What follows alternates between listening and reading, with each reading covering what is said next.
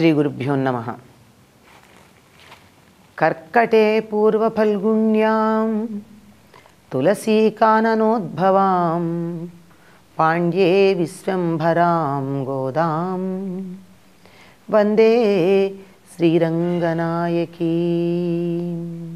Telugu one ప్రేక్షకులకు స్వాగతం. ధనుర్మాసం వచ్చింది అంటే ముఖ్యంగా ద్రవిడ దేశంలోను, దక్షిణాపథంలోను, ఇంకా ఉత్తర దేశం అంతా కూడా యావత్ భారతదేశంలోనూ అందరూ పాటించేటటువంటి ఒకానొక వ్రతం శ్రీవ్రతం లేక స్నాన వ్రతం. దీన్నే అతి మామూలుగా చెప్పుకోవాలంటే తిరుప్పావై అనుసంధానం అని చెప్తూ ఉంటారు. దీనికి కారణం ఏమిటి అంటే సూర్యుడు ధనుస్సు రాశిలో ప్రవేశించినప్పటి నుంచి మళ్ళీ మకర రాశిలో ప్రవేశించేదాకా ఉండేటటువంటి కాలాన్ని ధనుర్మాసంగా మనం సంకేతించి చెప్తాం. సాధారణంగా భారతీయులు చాంద్రమానాన్ని పాటిస్తూ ఉంటారు. చాంద్రమానం అంటే మనకి ఏనాటికి ఆనాడు తిథులు చాలా తేలికగా తెలిసిపోతూ ఉంటాయి.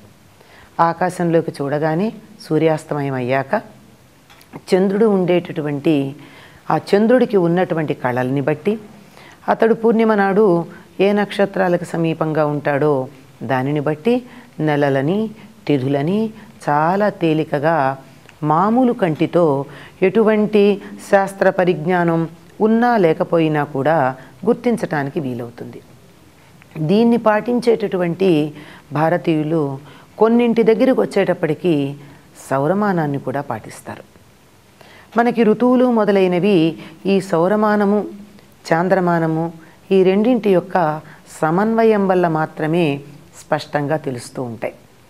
వాటిని గుర్తించడానికి సమన్వయం చాలా అవసరమవుతుంది. అందుకే ఈ రెండింటి సమన్వయం చేయడానికే మనకి అధిక మాసాలు లాంటివి కనపడతాయి. అంటే మామూలు మాటల్లో చెప్పుకోవాలంటే సమన్వయం కోసం అని చెప్తాం, కానీ వాటి వెనకాల శాస్త్ర సాంకేతికమైనటువంటి అర్థాలు ప్రత్యేకంగా ఎట్లాగో ఉండనే ఉన్నాయి. అట్లా సౌరమానాన్ని అనుసరించి భారతీయులు జరుపుకునేటటువంటి పండుగల్లో చాలా ప్రధానమైంది సంక్రాంతి పండుగ అని చెప్తాం. ఇది మకర సంక్రమణంతో వస్తుంది. అంటే సూర్యుడు మకర రాశిని సంక్రమించేటటువంటి సమయం. ఆ మకర రాశిలో ప్రవేశించి అలా ముందుకు సాగుతాడు. అప్పటితో దక్షిణాయనం వెళ్ళిపోయి ఉత్తరాయణం ప్రారంభమవుతుంది. అంటే సూర్యుడు తూర్పు దిక్కున కొద్ది కొద్దిగా దక్షిణానికి వెళ్ళి ఆ రోజు నుంచి ఉత్తరం వైపుకు వెళ్ళడం అనేది మొదలు పెడుతూ ఉంటాడనమాట. అవి మళ్ళీ మార్చి 23 దగ్గరికి వచ్చేటప్పటికి సరిగ్గా తూర్పు దిక్కున అంటే భూమధ్యరేఖ దగ్గర ఉన్నటువంటి కాలంలో వచ్చి అలా నెమ్మదిగా ఉత్తరానికి బాగా వెళ్ళి మళ్ళీ జూలై నెలలో దక్షిణ దిక్కుకి రావడం ప్రారంభిస్తాడు. దీన్ని గుర్తించటం కోసం మనం మకర సంక్రమణం అనేదాన్ని చాలా పెద్ద పండగగా చేసుకుంటూ ఉంటాం. ఇది సౌరమానాన్ని అనుసరించి చేసుకునేటటువంటి పండగ. ఈ పండగకి సరిగ్గా నెల రోజులకు ముందు అంటే మకర సంక్రమణం 16వ తారీఖున అవుతూ ఉంటే 30 రోజులకు ముందు అంటే దానికన్నా 31 అనుకోండి, 31 రోజులకు ముందు డిసెంబర్ 16, 15 అవుతూ ఉన్నట్టయితే డిసెంబర్ 15న నెల పట్టడం అనేటటువంటి కార్యక్రమాన్ని మొదలుపెట్టి, అంటే అప్పుడు సూర్యుడు ధనుస్సు రాశిలో ప్రవేశించి ఉంటాడు కనుక ఆ ధనురాశిలో ప్రవేశించి మకర రాశిలోకి వెళ్ళే వరకు ఉండే ఆ నెల రోజుల్ని ధనుర్మాసం అనేటటువంటి పేరుతో ఒక ప్రత్యేక నియమనిష్టలతో జరుపుకోవడం జరుగుతుంది.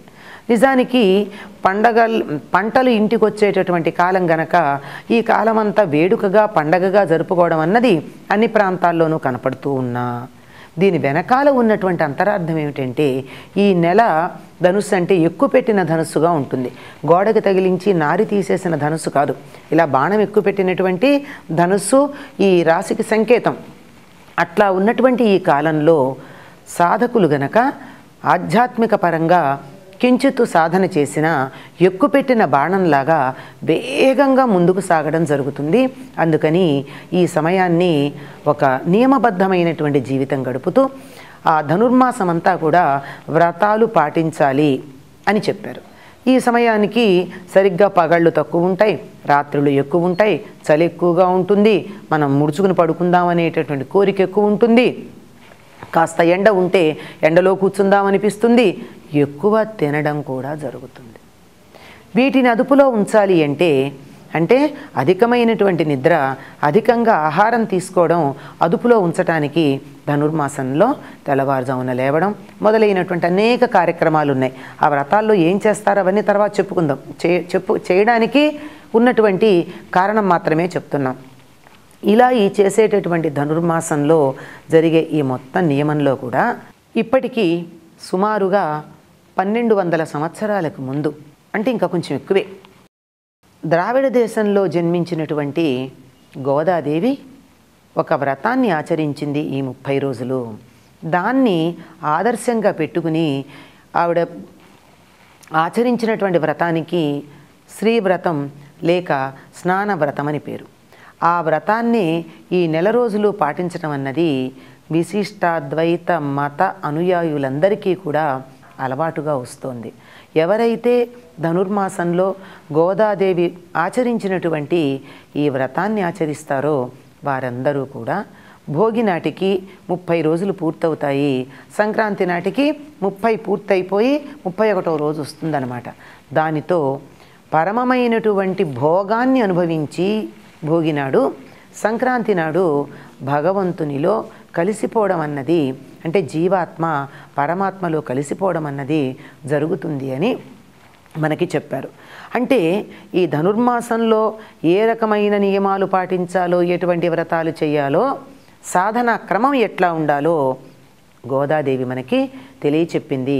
ఈ గోదాదేవిని చూడికుడుత్త నాంచియారని, ఆముక్త మాల్యద అని, అంటే ముడిచిన పూలదండల నొసగిన ముగ్ధ అనేటటువంటి అర్థంలో, అంటే తాను ధరించినటువంటి పూలను భగవంతుడికి అర్పించి తద్వారా ఆ వ్రతంలోనే భగవంతుణ్ణి చేరుకుని ఆయనలో లీనమైపోయినటువంటిది అని చెప్తూ ఉంటారు. ఆవిడ మనకి ఒక ఆదర్శంగా చూపించింది. ఆ వ్రతం అసలు ఎలా చేయాలి, ఆవిడ ఏ రకంగా చేసింది, ఆ వ్రతం యొక్క నియమాలు ఏమిటి, పద్ధతి ఏమిటి అనే అంశాలని తరువాతి భాగంలో తెలుసుకుందాం. నీళాతుంగస్తనగిరితటీ సుప్తముద్బోధ్య కృష్ణం పారార్జం స్వం శృతిసరశిరసిద్ధమధ్యాపయంతి స్వోచ్ఛిష్టాయాం స్రజినిగళితం యా బలాత్కృత్య భుంక్తే గోదా తస్యై నమ ఇదమిదం భూయ ఏవాస్తు భూయః. స్వస్తి.